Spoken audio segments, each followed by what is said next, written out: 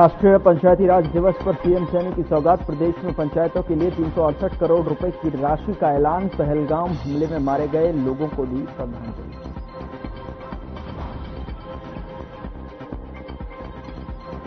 पहलगाम हमले में विरोध में कांग्रेस निकालेगी कैंडल मार्च। सभी पदाधिकारी, विधायक, पूर्व विधायक होंगे शामिल। दिवंगत आत्माओं को दी जाएगी श्रद्धांजलि। पहलगाम में हुए आतंकी हमले से गुस्साए पूर्व सैनिक रेवाड़ी में प्रदर्शन कर लगाए पाकिस्तान मुर्दाबाद के नारे। कहा, देश के लिए आज भी पाकिस्तान का नामो निशान मिटाने को तैयार। जुलाना के एक गांव में नाबालिग को घर से उठाकर किया दुष्कर्म। गांव के ही युवक पर लगे दुष्कर्म के आरोप ढूंढने पर तालाब के किनारे मिली लाश।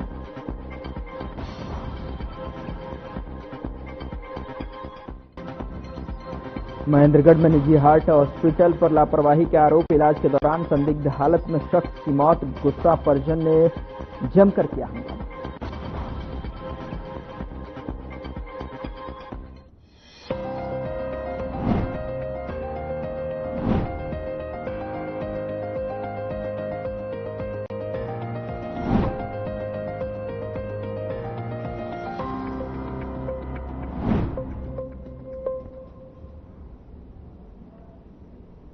नमस्कार, वक्त हुआ है मसला का और मैं हूं आपके साथ गौरव राजेंद्र। राष्ट्रीय पंचायती राज दिवस के अवसर पर हरियाणा सरकार पंचकुला के ताऊ देवीलाल स्टेडियम में राज्य स्तरीय ग्राम उत्थान सम्मेलन का आयोजन किया।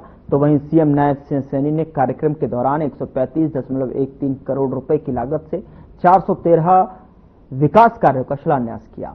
इसके अलावा स्टाम्प ड्यूटी का अंश 22 जिला परिषदों और 142 पंचायत समितियों और 5388 ग्राम पंचायतों को 572 करोड़ 42 लाख रुपए हस्तांतरित किए गए। सीएम सैनी ने 511 ग्राम पंचायतों में महिला चौपालों के लिए अधूरे पड़े भवनों की मरम्मत के लिए 18 करोड़ 28 लाख रुपए की धनराशि जारी की और इस दौरान सीएम ने निधि वितरण और प्रणाली का भी शुभारंभ किया है। तो सवाल यही है कि हरियाणा प्रदेश के भीतर जिस तरीके से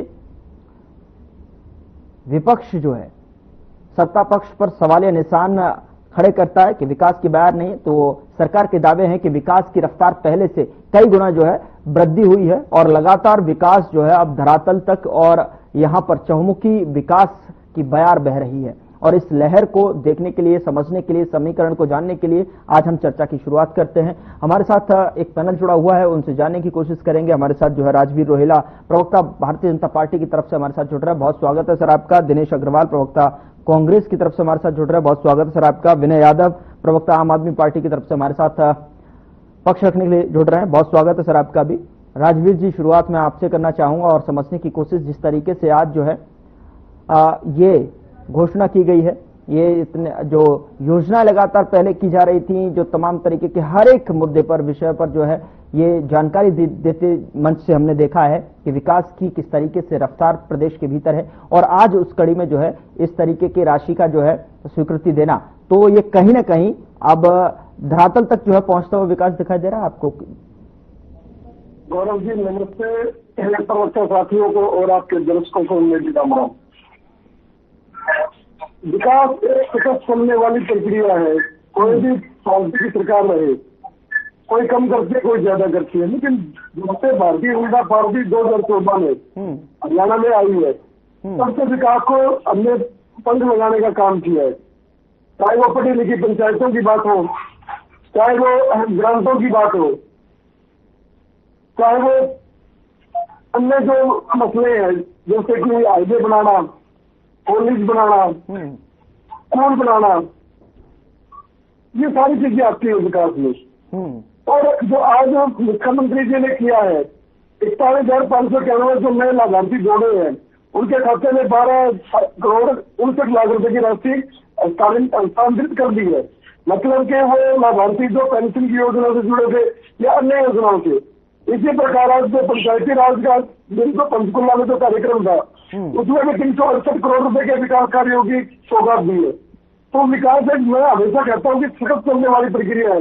ये कोई विशेष कार्यक्रम की मोहताज नहीं है, भाई पुराना कार्यक्रम आएगा तो ये चलेगी, लेकिन ये साथ साथ ये गाँव के जो पंचायतें हैं, जिला परिषद है, ब्लॉक समिति है, उनको भी राशि जारी करने का काम आज मुख्यमंत्री जी ने किया है। तो इसमें आप ये लगा लो कि 233 करोड़ रुपए की लागत से 923 विकास कार्यों का उद्घाटन किया गया है। 135 करोड़ की लागत से 413 विकास कार्यों का शिलान्यास किया गया है। तो ये चीजें दर्शाती है कि भारतीय जनता पार्टी की नीयत और नीति में कोई फर्क नहीं है, क्योंकि सबका साथ सबका विकास, हरियाणा एक हरियाणवी एक, और नॉन स्टॉप सरकार का जो हमारा वादा है हम उसको पूरा करने का तो काम कर रही है। मुख्यमंत्री जी लाखों लोगों से संत कभी कुटीर में मिल चुके, जो छोटी छोटी समस्याएं होती है उनकी समाधान जीवन लगातार लगाए जा रहे हैं। लगातार रोज फीडबैक लेते हैं मुख्यमंत्री जी पूरे हरियाणा से, भाई कहीं कोई दिक्कत है तो उसको आगे दूर करने का काम करेंगे। डिविजन में जो शिकायतें आती है, हमारे जो मंत्री जो जिला प्रभारी है हमारे, वो लगातार काम कर रहे हैं। रही बात अन्य विकास कार्यों की, तो हमारे जो कैबिनेट मंत्री आरती राव जी है, श्रुति चौधरी जी लगातार फील्ड में है और लगातार अपना दायित्व का निर्वहन कर रहे हैं। वो जो विकास कार्य है वो लगातार जमीन पर दिख रहा है, क्योंकि सरकार तीसरी बार आई है और 2 बार जो सरकार थी हमारी उसे उस पर मोहर लगाने का काम जनता ने किया और पूर्ण बहुमत से भी ज्यादा। अब सारी सीटें देकर ये दर्शा दिया कि ये जनता जो है इस सरकार के कामों से संतुष्ट है और लगातार जो समर्थन दिया जा रहा है, वो चाहे नगर निकाय के चुनाव है, चाहे वो पंचायती राज के चुनाव है, हर जगह विपक्ष का सुपड़ा साफ करने का काम किया है। क्योंकि विपक्ष ने जो राज किया था वो राज नहीं, वो लूट थी। और जो आज इनकी जो हालत हो रखी है वो कहने की आवश्यकता नहीं है। 12-13 साल से इन लोगों का संगठन नहीं बना। ये लोग कहते हैं जिले में अध्यक्ष को ताकत देंगे, इन्होंने जिला अध्यक्ष को बर्खास्त कर देते हैं, तो इनका कुछ होने वाला नहीं है। और मुख्यमंत्री जी बड़ी पॉजिटिविटी के साथ लगातार आगे बढ़ रहे हैं। साइक्लोथॉन के हमने एक योजना चलाई है, तो उसमें भी लगातार नशे को दूर करने के लिए, जागरूक करने के लिए कार्य किए जा रहे हैं। कल को दिन में भी जो हजारों की संख्या में लोग मौजूद देंगे और संदेश देंगे कि भाई हमें नशे से दूर रहना है। तो सामाजिक जो एक जिम्मेवारी है, सोशल की जो हमारी रिस्पॉन्सिबिलिटी है, उसको भी हम निभाने का काम करते हैं। विकास कार्य साथ साथ करते हैं और अन्य जो एक्टिविटीज है सरकार की वो पूरा करने का काम हम कर रहे हैं। चलिए ठीक है, राजवीर जी जान लेते हैं जो है जिस तरीके से आपने कहा कि विकास जो है जो प्रक्रिया है उसके तहत जो है लगातार हमारी सरकार जो है, आपकी सरकार इस तरीके से जो है धरातल तक पहुंचाते हुए नजर आ रही है। दिनेश जी, क्या आप ताल्लुकात रखते हैं? और दूसरी तरफ अगर देखा जाए तो आज के इस विशेष जो कार्यक्रम यहाँ पर आयोजित किया गया और प्रदेश में पंचायतों के लिए भी 368 करोड़ रुपए की राशि का जो है ऐलान किया गया है, तो प्रदेश के जो पंचायतें हैं, पंचायती स्तर तक जो है उसको सुधारने के लिए लगातार जो है उस गली मोहल्लों तक विकास को पहुंचाने के लिए, रफ्तार को तेज करने के लिए ये जो राशि का ऐलान किया गया है। और दूसरी तरफ सवाल ये खड़ा होता है कि लगातार विपक्ष कहता है कि ये फुल स्टॉप की सरकार है, विकास की जो लहर है वो तो यहाँ पर दिखाई दे रही है। राजवीर जी कह रहे हैं। गौरव भाई, ये प्रश्न मेरे से आपका? जी जी जी, आप ही से है। गौरव भाई आपको नमस्कार, आपके सभी दर्शकों को नमस्कार, पैनल पर बैठे सभी साथियों को नमस्कार। सबसे पहले तो मैं जम्मू कश्मीर के पहलगांव में कायरतापूर्ण, बर्बरतापूर्ण जो आतंकी हमला हुआ है उसमें मारे गए सभी निर्दोष व्यक्तियों को अपनी श्रद्धांजलि अर्पित करता हूं। अपनी पार्टी की तरफ से उन सभी को श्रद्धांजलि अर्पित करता हूं जो निहत्थे थे, निर्दोष थे, एक कायरता बर्बरतापूर्ण आतंकी हमले में मारे गए। अब बात यह है कि आपने प्रश्न पूछ लिया, हम प्रश्न पूछते हैं तो हम देशद्रोही हो जाते हैं, हम चुप रहे तो हम राष्ट्रभक्त हो जाते हैं। आज पूरा देश जब गमगीन है, इस भारत मां के 2 दर्जन से ज्यादा लाल चले गए, पूरे देश में गम की लहर है और हर व्यक्ति के मन में इतना दुख है जैसे वो मेरे देश के नहीं सगे भाई मरे हों, मेरे सगे माता पिता मरे हों। और दूसरी तरफ हम अगर प्रश्न पूछेंगे तो हमारे ऊपर आरोप लगेगा कि आप तो राम विरोधी हो, आप आतंकवादी हो, आप तो सनातनी नहीं हो, आप तो देशद्रोही हो। प्रधानमंत्री सऊदी अरब से हिंदुस्तान इसलिए वापस आए थे कि बिहार में जाकर रैली करनी है, बिहार में जाकर वोट मांगने, इसलिए आए थे क्या? अरे पहले जाके पहलगांव तो देख लो, उस घटना से मात्र 3 दिन पहले प्रधानमंत्री जी ने खुद वहां जाना था, अपनी कैंसिल कर दिया दौरा। हम पहले पुलवामा को झेल चुके हैं, हमारे शहीद हुए वहां पर जवान, हमारे भाई, उनके नाम पर वोट मांगी इन लोगों ने। और आज बिहार में आप पहलगांव के नाम पर वोट मांगोगे क्या? सर टॉपिक कुछ और है, आप बिहार की बात करने लग गए, बिहार इलेक्शन को लेकर चले गए।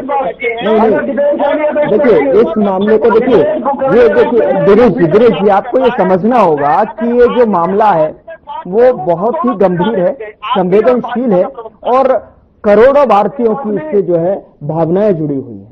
करोड़ों की भावनाएं जुड़ी है। देश पूछ रहा है कि आज सभी पार्टियां एकजुट होकर खड़ी हुई हैं और एक ही सुर में आवाज उठा रही है। देखिए वो विषय अलग है और उसको लेकर उस पर ये मैं बात नहीं करूंगा, वो विषय अलग है। डिबेट के विषय पे आऊंगा, लेकिन नहीं, जो आपने भूमिका बनाई है,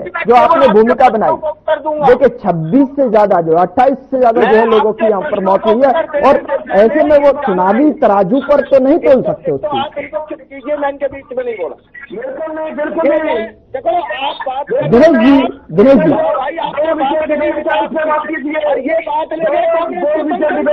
कीजिए। ठीक है राजवीर आपने बात करी विकास की और ये बात लेके कांग्रेस के संगठन पर, मैंने इनको नहीं टोका, लेकिन मैं तो देश की बात कर रहा हूं, देश की जनता की बात कर रहा हूं, मैं किसी पार्टी की बात नहीं कर रहा। एक व्यक्ति आया था जिसने कहा था कि अगर एक मरेगा तो 100 सिर काट के लाऊंगा, जिसने कहा था मेरी 56 इंच की छाती है, जिसने कहा था कि मैं लाल लाल आंखें करके दिखाऊंगा।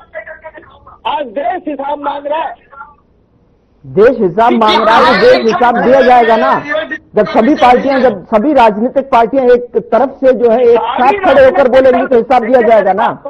अगर उस पर सवाल खड़े करेंगे तो कहीं न कहीं उन जो मारे गए लोगों की भावनाओं को क्या होगा? देश के साथ खड़े हैं, देश की सरकार, उनके परिवार क्या सोचेंगे? सर नहीं सर, ये गलत बात। उस हमले की बजाय उस हमले के नाम पर जाके बिहार में वोट मांग रहा है, हमले के नाम पर वोट मांग रहा है। ये विकास है भाजपा का। हरियाणा के अंदर किसान मंडियों के अंदर अपना गेहूं लिए पड़ा है, कहते हैं 48 घंटे में उसको। दिनेश जी देखिए, मैं अभी भी कह रहा हूं, मैं आपसे कह रहा हूं सर, प्लीज मैं आपसे निवेदन कर रहा हूं कि देखिए विकास के मुद्दे पर अगर बात की जाए, प्रदेश के भीतर की अगर बात की जाए, उस पर बात कर लेना। जो आप टॉपिक लेकर के आए हैं, एक तरफ आपकी पार्टी क्या कह रही है, मैं उस पर आ गया ना, तो फिर आप जो गुस्से से लाल हो जाएंगे। नहीं, आपकी जो पार्टी किस तरीके से कॉमेंट कर रही है, मैं उस पर आ गया तो फिर बात ही अलग हो जाएगी ना। अभी भी मैं निवेदन कर रहा हूं, मैं आपसे। सुनिए मेरी बात, मैं कह रहा हूं अगर भारतीय जनता पार्टी की मेयर गुड़गांव की अपने पति को ही निजी सचिव रख ले नगर निगम में, तो कौन से विकास की उम्मीद करते हो आप? प्रियंका गांधी राजवीर जी कंप्लीट करने दीजिए प्लीज, राजवीर जी कंप्लीट करने दीजिए। काफी समय वैसे तो दिनेश जी ने भूमिका बनाने में ले लिया, दिनेश जी कंप्लीट कीजिए प्लीज। प्रदेश के भीतर की अगर बात करें तो ज्यादा अच्छा रहेगा और एक साथ एक सुर में एक आवाज में बोलना होगा, पाकिस्तान को दिखाना होगा। और आप किस तरीके की बातें कर रहे हैं? आप ये बताइए कौन आपकी पार्टी कह रही है हमें नहीं है, उसका नाम बताइए। हम सरकार के साथ है, केंद्र सरकार के साथ है, आप किस तरीके की बातें कर रहे हैं? पूरा देश सरकार के साथ खड़ा है, पूरा देश खड़ा है। लेकिन ये बात जो है, ये सब चीजें करने का समय नहीं है ना। ठीक होना चाहिए था, उसकी बजाय प्रधानमंत्री पहलगांव के शहीदों के नाम पर जाके बिहार में राजनीति कर रहे हैं, वोट मांग रहे हैं। कितनी शर्म की बात है। और हरियाणा में डिबेट हो रही है, बात हुई है, इसको माफी मांगे। तुम्हारे बीच में नहीं बोला मैं, आप शांति रख लो। अच्छा ठीक है राजवीर जी ठीक है, मुझे प्रोग्राम भी आगे बढ़ाना है, समय भी कम है। ऐसे में जो दूसरे प्रवक्ता का समय जो है निकल जाता है इन्हीं बातों के चक्कर में। देखिए दिनेश जी, आप जो भूमिका बना रहे हैं, एक छोटी सी अगर आप जो मेहरबानी होगी आप बता देंगे तो आपकी पार्टी की तरफ से रॉबर्ट वाड्रा का किस तरीके से बयान आया इस पर?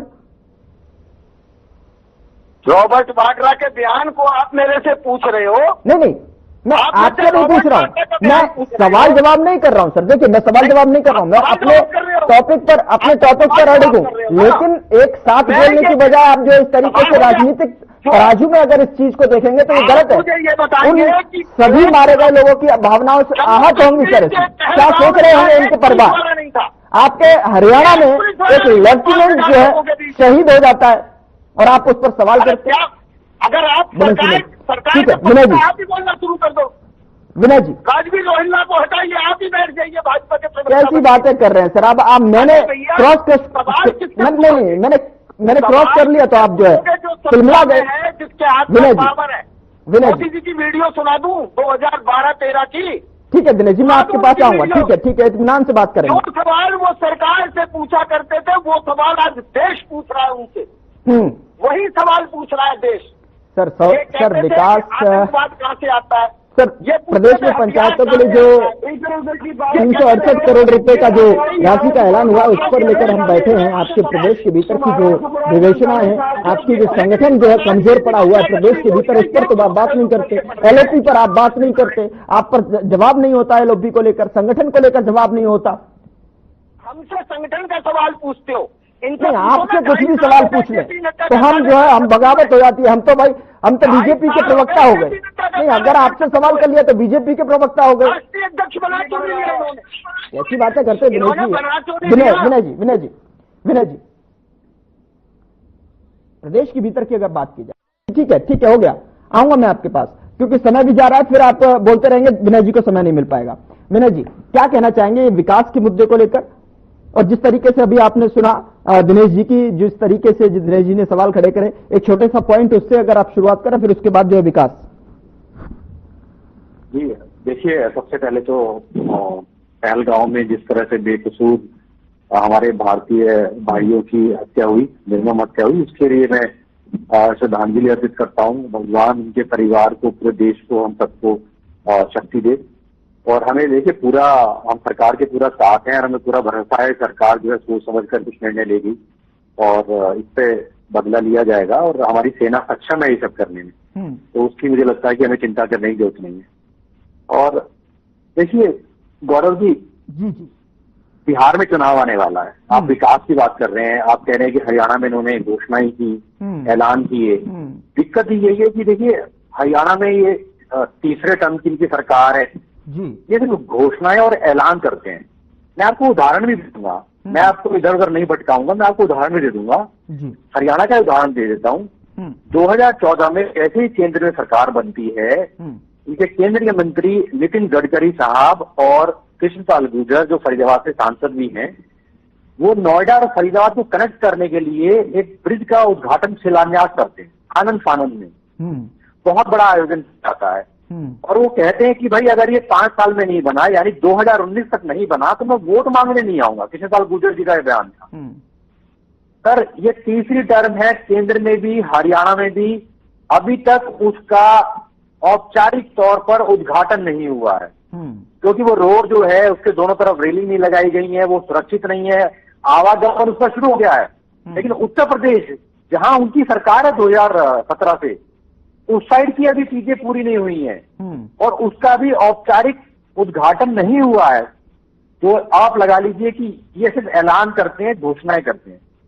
बिहार में इनकी इतने सालों से सरकार है और देखिए वहां इनकी मजबूरी है कि नीतीश कुमार को मुख्य ज्यादा सीट भारतीय जनता पार्टी के पास है।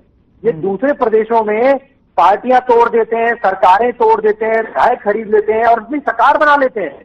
लेकिन बिहार में इनकी मजबूरी है, इनको नीतीश कुमार जी को झेलना पड़ रहा है क्योंकि केंद्र में उनकी बैसाखी का काम कर रहे हैं वो।